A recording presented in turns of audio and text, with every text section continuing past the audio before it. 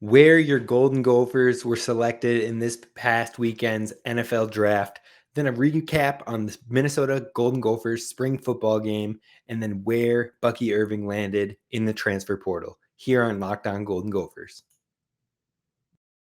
Locked On Golden Gophers, your daily podcast on the Minnesota Golden Gophers, part of the Locked On Podcast Network, your team every day.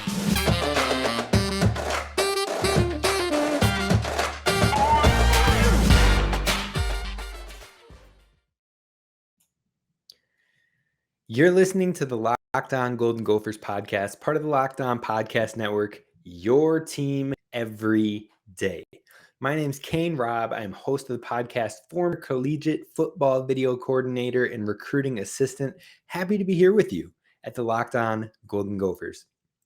Man, please go down and subscribe on YouTube for this podcast. We are growing the channel. We're announcing our giveaway winner today. And on top of that, we'll have more giveaways in the future. We have big interviews coming up with other analysts, players, commits, and I can't wait to get this going with you all. Thank you for making this your first listen here at the Locked On Golden Gophers podcast. And be sure to follow us wherever you get your podcasts. Now, we're going to start the show today with a recap on what happened in the NFL draft and what Golden Gophers were selected or signed at the conclusion of the draft.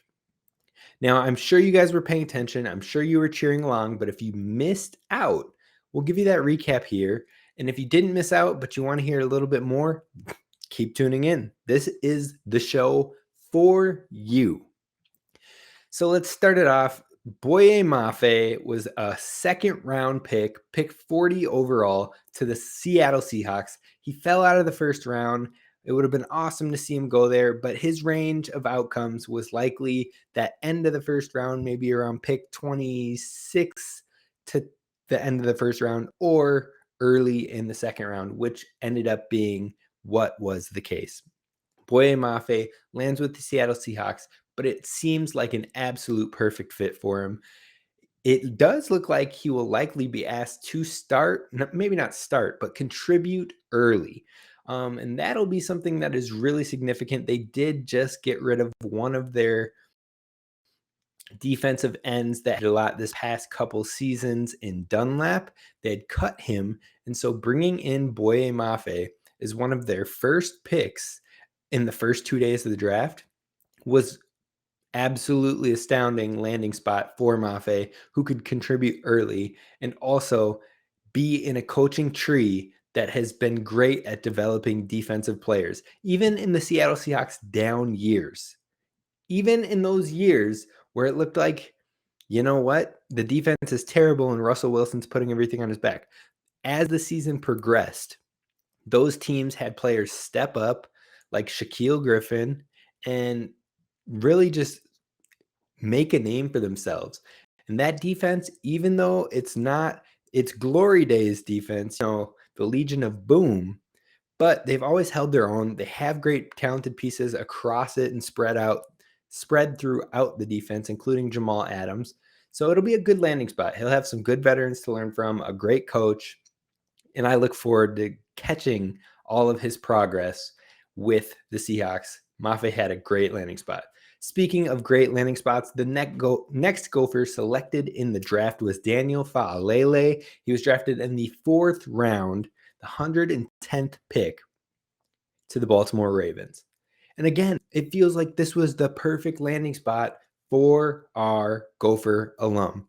I mean, Faalele is a massive human. We've already talked about this. In fact, one of the Ravens players, Tony Jefferson, he's a safety on the team. When they selected him, he literally said, "We just selected Godzilla."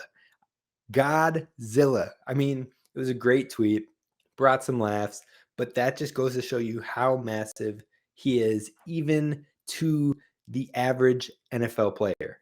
He is a mammoth. I can't say that enough. I mean, but he lands with the Ravens. It's going to be a great spot for him to grow and develop. They have shelled out a lot of offensive talent. We've seen Orlando Brown. We've seen Ronnie Stanley. We've seen even Ben Cleveland show up a little bit before an injury where he was showing progress. So it's a great landing spot. And see opportunity there. And he gets to protect one of the most electric quarterbacks in the NFL. So great fit for him. Gets to play alongside teammate and now current teammate Rashad Bateman, who was also of the Gophers. And I just really look forward to seeing him develop in Harbaugh's system, and hopefully he can see the field earlier than later. But great spot for Daniel Faalele. Then the next pick that was a Golden Gopher was Esezi Otomewu, and he was selected by the Minnesota Vikings. He was selected in Minnesota. So goes from Minnesota College, University of Minnesota, to the Minnesota Vikings. He gets to stay in Minnesota. Absolutely astounding. I mean, even the tweet that the Minnesota Vikings shared out was Skull Yuma, which is, it was clever. I'm going to give you that. Props to you. Props to you. Hand clap, golf clap. Minnesota Vikings, solid social team over there. But we look forward to Esezi having the opportunity to learn from none other than Danielle Hunter and Zadarius Smith. Those are going to be great pass rushers for him to really grow and develop. He probably won't contribute largely in this first year, maybe not even the first 2 years, but he has the opportunity to learn from some of the great pass rushers currently in the NFL. Great landing spot for him. Look forward to seeing him develop. And then the final Gophers draft pick was Ko Kieft. And we had mentioned it here. I said to you all, I said straight up, and I bet you a lot of people rolled their eyes when I said it, but I said Ko Kieft would get drafted because of run blocking. That alone was bound to get him drafted because he was one of the, if not the best, run blocking tight end in this draft class. And teams that have a foundation with the run game and they really want to emphasize it, they're going to value that because it's like having another offensive lineman on the field. In special packages, that's super beneficial. So Ko Kieft, I figured he was bound to be drafted. Love to see him go to the Tampa Bay Buccaneers. And I am excited for him. I think he's going to do great work. And the Tampa Bay Buccaneers are starting to become the Gophers. They've got Antoine Winfield Jr., Tyler Johnson, and now Ko Kieft. Please just keep taking our guys. We love it. I cheer them on as long as you keep drafting them. We love to see it. Ko Kieft, congratulations on the landing spot. Now, that being said, those were our only draft picks, and I was absolutely shocked. I mean, shocked that Blaise Andries did not get selected. He had a 9.8 relative athletic score as an offensive lineman. And not only that, he started left tackle, right guard, and left guard this past season. He started the past 4 seasons for the Gophers and played at Big Ten level, been in all Big Ten team selection by the coaches for 3 straight years and a first team this past year, and went undrafted. I was just shocked. I mean, I didn't get it. I still don't. But it goes to show you how teams were viewing him and looking at him. He was in the next list to be drafted. Had to be. I mean, the fact that he already had an undrafted free agent deal selected within literally minutes of the Mr. Irrelevant being announced, it shows you that multiple teams were interested. They had his name on their list, but they just didn't pick him, which is shocking to me. I mean, I think he's going to prove a lot of people wrong, and I think he knows he has the work ethic to do it. He's always been a grinder.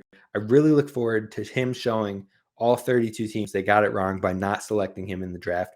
But his landing spot as a UDFA was a great selection for him. He signs with the Dolphins. They got a steal, and he goes to a team that needs to continue to build their offensive line.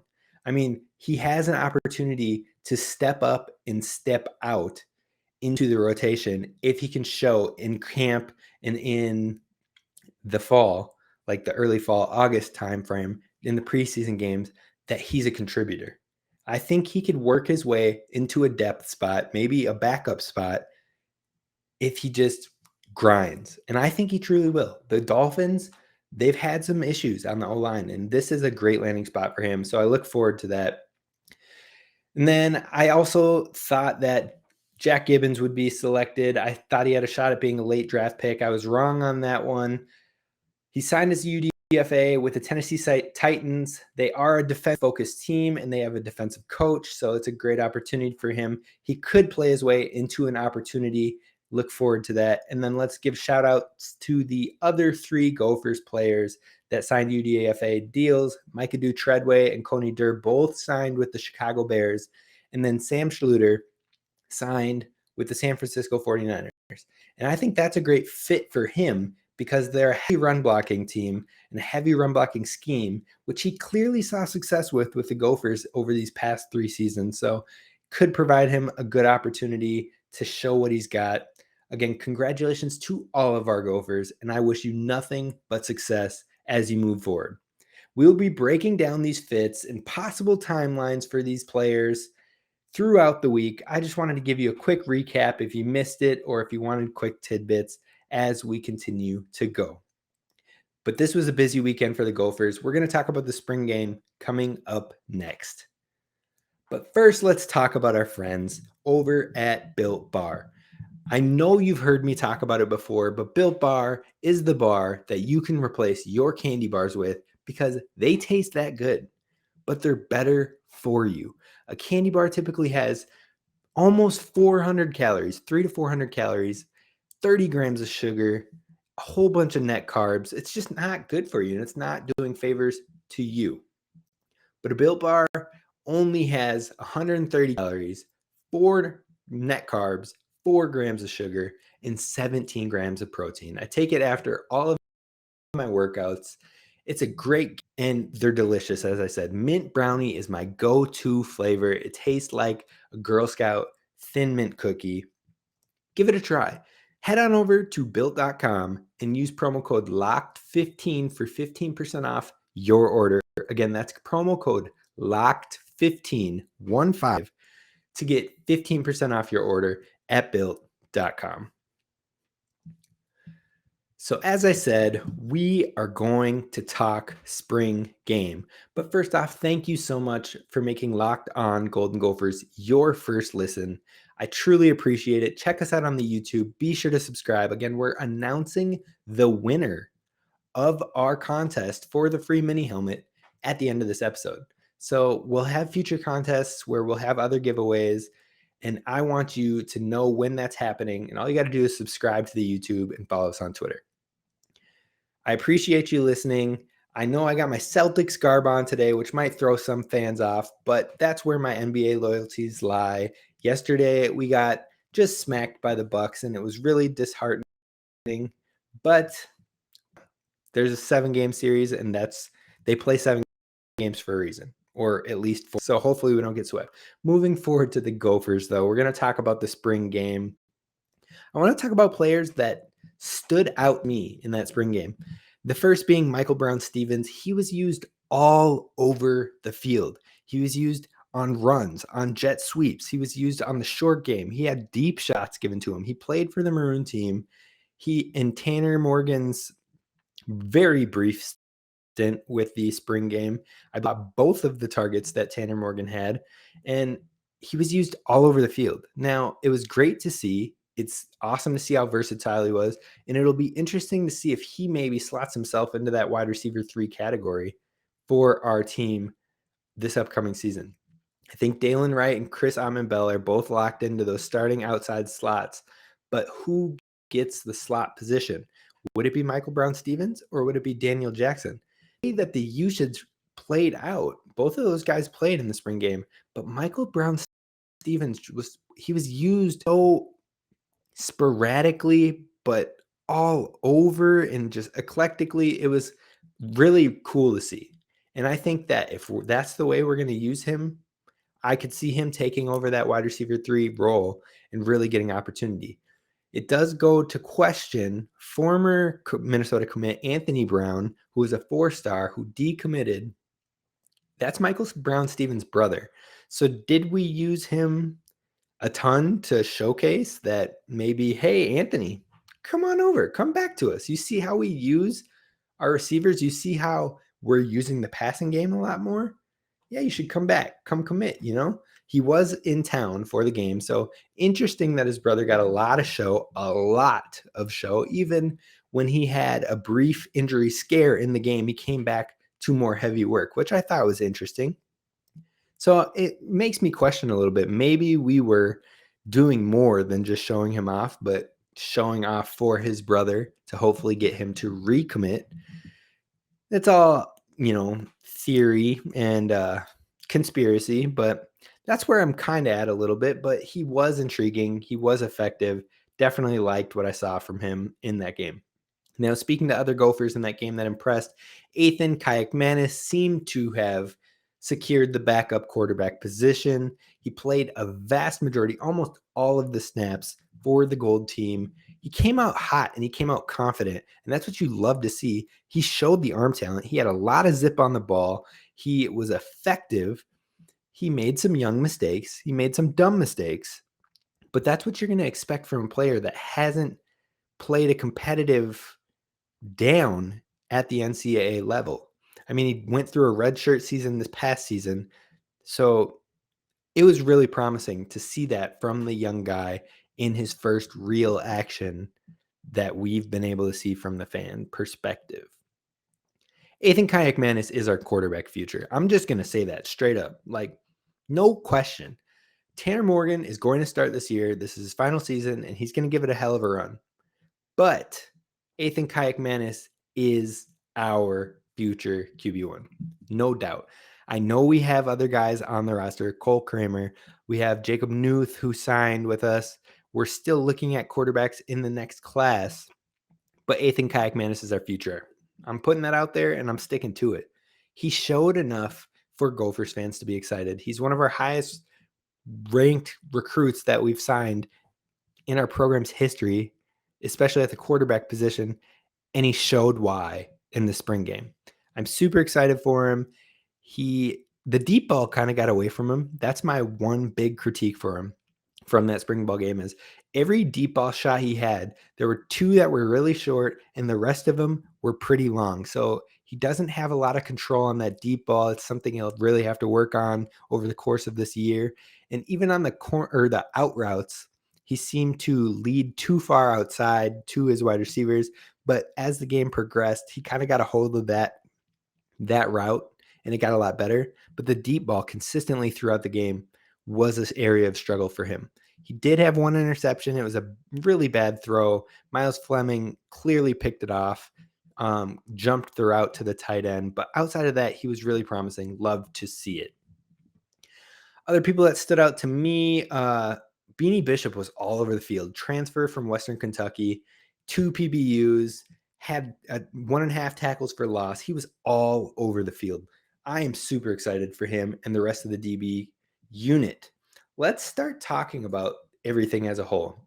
The defensive line was great throughout the game, the entirety of the game on both sides, both Team Maroon and Team Gold. The D-line was great. They were really deep, and it was encouraging to see since we've had a lot of departures there.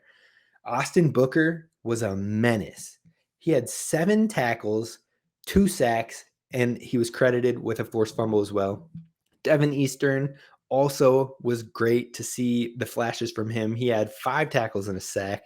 Those guys could both see their workload increase this year and really be in that rotation. Surgers all stood out, had a sack, 3 tackles. He had a sack in the OT period where we were tied up. So in the crunch time minutes, big sack for him. The D-line overall was super impressive to me, constantly pressuring both teams, and I really was encouraged by that. I was also encouraged with the defensive backs that held their own. They were really good in coverage. Seems like we have a lot of guys stepping up. Fleming had an interception. Stapp was rock solid. As I said, Beanie Bishop was all over the field, and he held his own.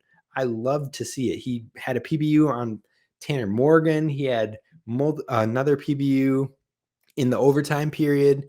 It was just Beanie Bishop's going to be a dog and a player this year. Him and Justin Wally, those guys are going to be real nice to see, paired up with our safeties like Newbin out there. Our defensive backs are rock solid. And one guy I would be remiss if I didn't mention is Flip Dixon is going to wreak havoc in the Big Ten this year.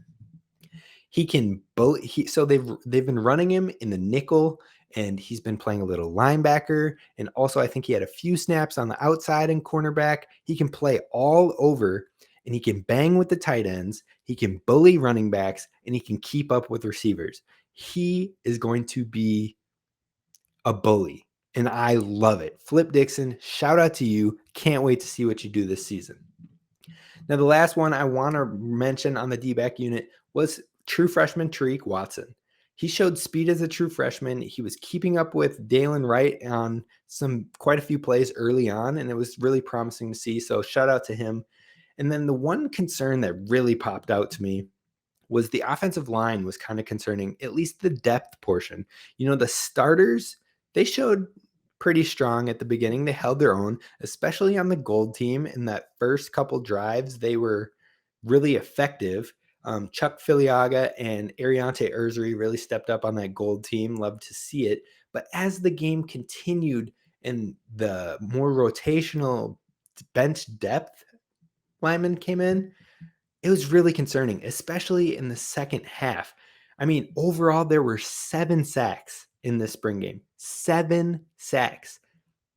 That's just too many. In one game, that is way too many. And, the whole second half, it felt like every drive was under pressure. The quarterback was constantly running for his life. So that was really concerning to me, is that bench depth at O-line. I thought, PJ's been kind of stressing how he's confident in the O-line moving forward, but man, oh man, it was kind of concerning to see that. So I am encouraged by our starters, but let's hope that there are no injuries, because things could fall apart relatively quickly if that's what the backups are going to start to show moving forward. So overall, the game was great. I mean, it was really exciting. It was great to see the passing game a lot more involved. There was some tight end usage. Chris Ottman-Bell, Brevin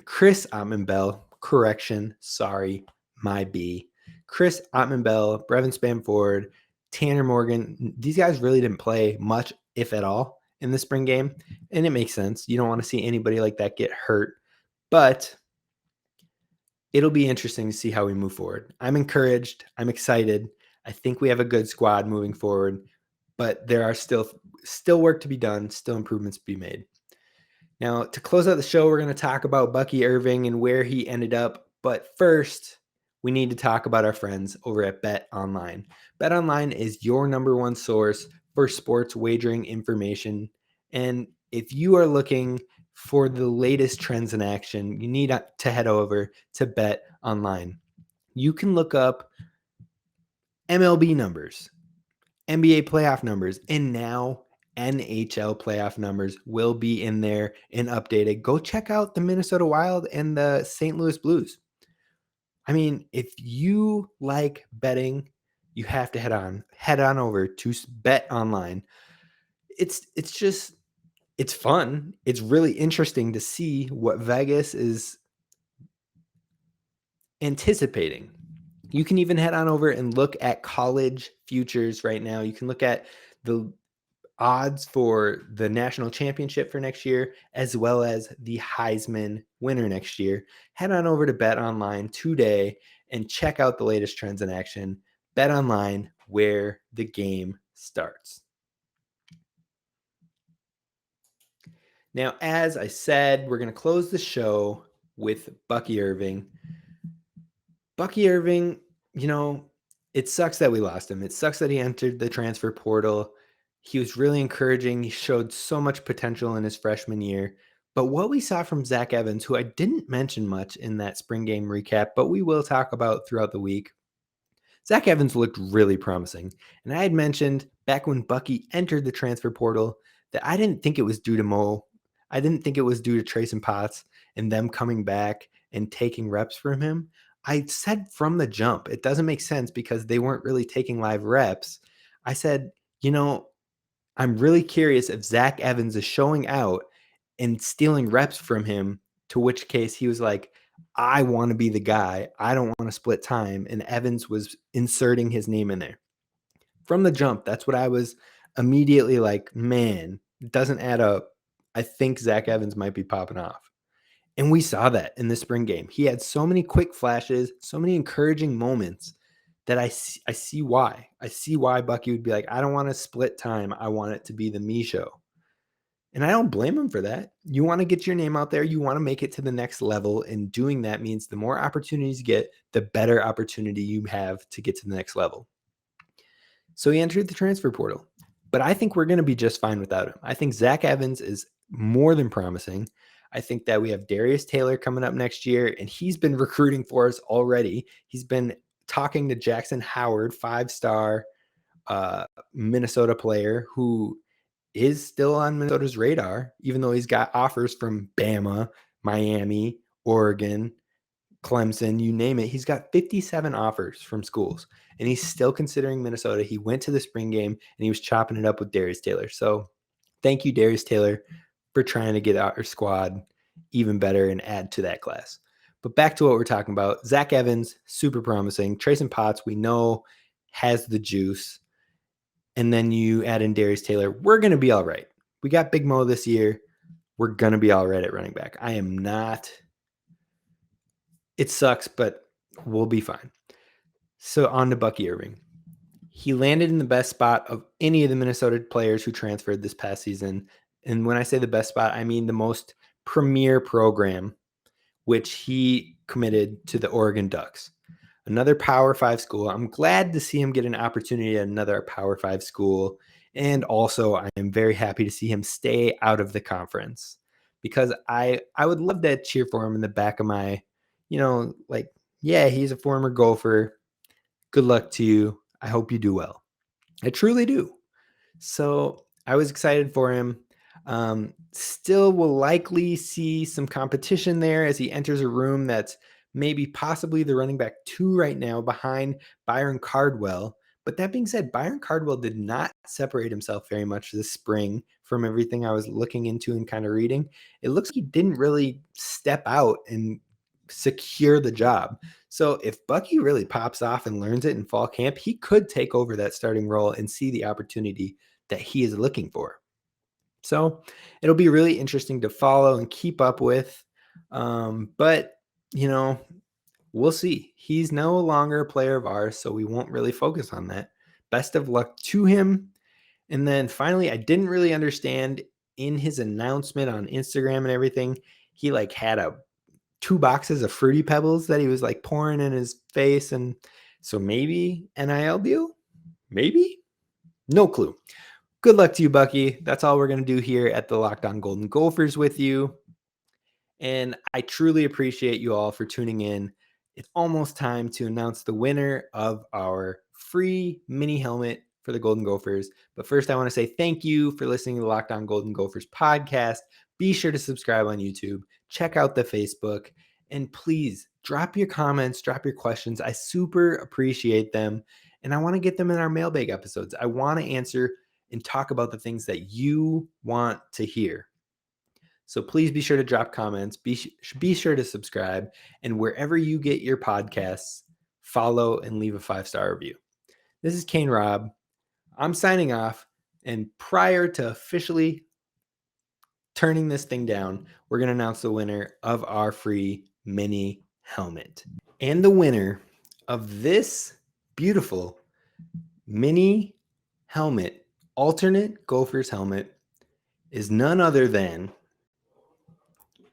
Spencer Kleinschmidt at SFK_27 on Twitter. Congratulations. The helmet is yours. I appreciate you listening and following the channel, and it's all yours. So DM us on Twitter at LO Golden Gophers so that way we know where to send this thing. But you got to claim it in the next 48 hours. And if you don't, then I'm going to have to pull a new winner. So congratulations. I appreciate you once again, and claim your helmet. We're going to be doing more giveaways, so continue to follow, continue to subscribe, continue to be active in the community, and hopefully we'll have more things for you to win, whether that be a jersey, a full-size helmet. I'm going to get interesting. We're going to have fun with this. Thank you for tuning in. Tomorrow we are going to talk Kerwin Walton. Had to do it. We're going to talk new Gophers women's basketball commit, and then we're going to touch on some more from the spring game. So thank you for listening. This is Kane Robb signing off.